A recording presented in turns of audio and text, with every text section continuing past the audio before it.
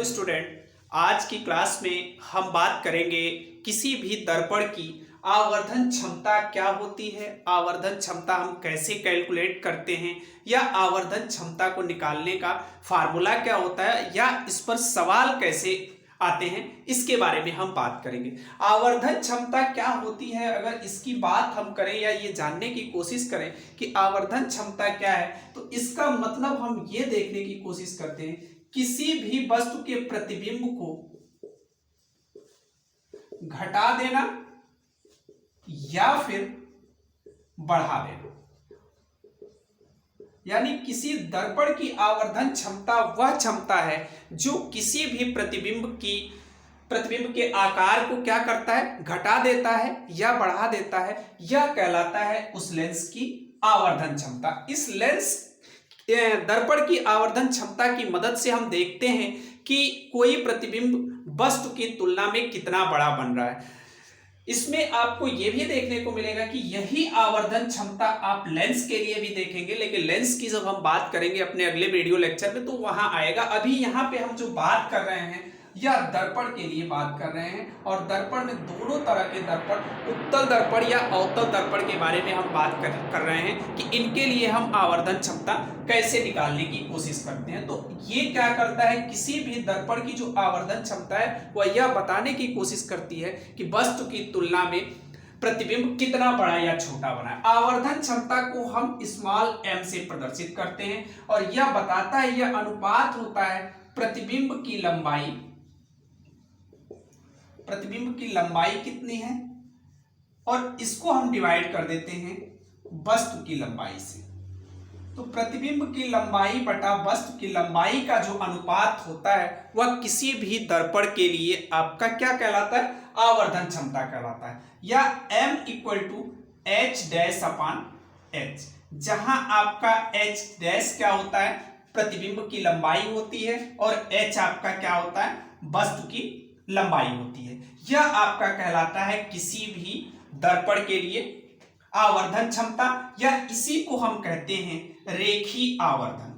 कई किताबों में ये आपको रेखीय आवर्धन के नाम से भी देखने को मिलता है, और ये m equal to h dash upon h के बराबर होता है। कुछ किताबों में ये m इक्वल टू आपको I अपॉन O के टर्म में भी मिलता है, जहां I आपका क्या है, I आपका इमेज बताता है, और इमेज का मतलब आप जानते हैं प्रतिबिंब, और O आपका ऑब्जेक्ट बताता है। तो ये दोनों फार्मूले या तो आप h डैश अपॉन h की मदद से निकालिए या फिर I अपॉन O के। ऐसा नहीं है कि ये गलत है या ये गलत है, दोनों सही है अपनी जगह पे।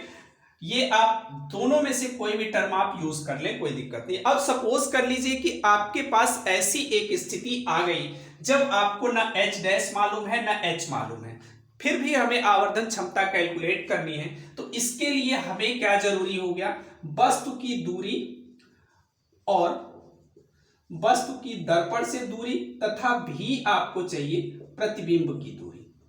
अगर ये दोनों मालूम है आपको तो आप क्या कर सकते हैं, आसानी से कैलकुलेट कर सकते हैं।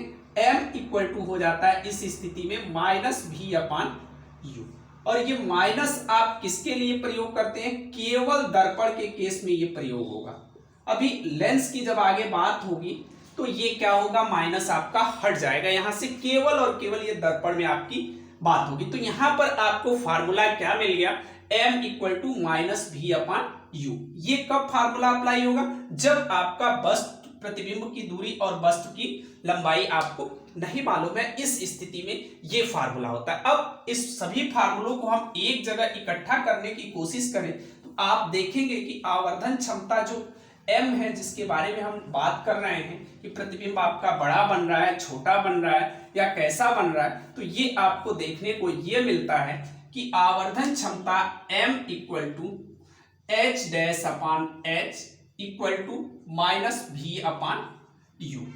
ये आपका कहलाता है किसी भी दर्पण के लिए आवर्धन क्षमता। अब इसमें आप क्या कर सकते हैं, कई बार क्या होता है कि h डैश h दिया होता है, भी यू नहीं दिया होता है, तो इसकी मदद से हम क्या कर सकते हैं, किसी भी दर्पण के लिए आवर्धन क्षमता कैलकुलेट कर सकते हैं। आवर्धन क्षमता निकालने से हमें पता चल जाता है कि प्रतिबिंब का आकार कितना है, वह वस्तु की तुलना में कितना बड़ा या छोटा बन रहा है। तो इसकी मदद से हम क्या कर सकते हैं, किसी भी दर्पण की हम क्या करें, आवर्धन क्षमता अगर कैलकुलेट करना चाह रहे हैं तो हम इसकी आवर्धन क्षमता इसकी मदद से क्या कर सकते हैं, कैलकुलेट कर सकते हैं। और ये होता है आपका किसी भी दर्पण के लिए आवर्धन क्षमता, जिसमें एच डैश अभी पीछे हमने आपको बता दिया है कि क्या है, एच आपका क्या है, यू क्या है, भी क्या है। तो अगले लेक्चर में जब हम आपसे मिलेंगे तो इसमें हम इस पर आपको न्यूमेरिकल बताने की कोशिश करेंगे कि कैसे दर्पण के लिए आवर्धन क्षमता की न्यूमेरिकल को हम कैलकुलेट करते हैं। हालांकि आपसे क्लास 10th बोर्ड के एग्जाम में ये चीज आपके लिए इंपॉर्टेंट हो जाती है। प्रश्न इसमें पूछा जाता है कि किसी भी दर्पण की आवर्धन क्षमता से आप क्या समझते हैं, इसको समझाइए। तो आप इसमें सबसे पहले आवर्धन क्षमता बताएंगे, फिर इसमें फार्मूला बताएंगे। और फार्मूला लिखते टाइम आपको ये ध्यान रखना है कि इसमें जो भी टर्म आपके आ रहे हैं, इन टर्म को आप यहां लिखेंगे कि जहां m क्या है, h डैश क्या है, h क्या है, u क्या है और v क्या है। अक्सर आप लोग क्या करते हैं कि सिंपली फार्मूला लिख दिए, आपका काम खत्म हो गया। इससे आपको पूरे अच्छे मार्क्स नहीं मिलते, मार्क्स तो मिलेंगे लेकिन अच्छे मार्क्स नहीं मिलते हैं। जहां भी आप फार्मूला लिखें, टर्म को जरूर बताने की कोशिश करें कि कौन सा टर्म आपका क्या बता रहा है, ठीक है। तो आवर्धन क्षमता में इतनी चीजें आपको, दर्पण की आवर्धन क्षमता अगर देखनी हो तो इतनी चीजें आपको पढ़नी है, जो कि बहुत इंपॉर्टेंट है। ये 2 नंबर में आपसे बोर्ड एग्जाम में पूछा जाता है। ये थ्योरेटिकल हो गया। और न्यूमेरिकल में भी इसमें आपसे 4 नंबर का न्यूमेरिकल पूछा जाता है, जो आवर्धन क्षमता पर आधारित होता है, जिसमें हम प्रतिबिंब की स्थिति, प्रतिबिंब की प्रकृति और वस्तु की दूरी, प्रतिबिंब की दूरी या फोकस दूरी, तीनों में से कोई एक निकालने की कोशिश करते हैं। Thank you.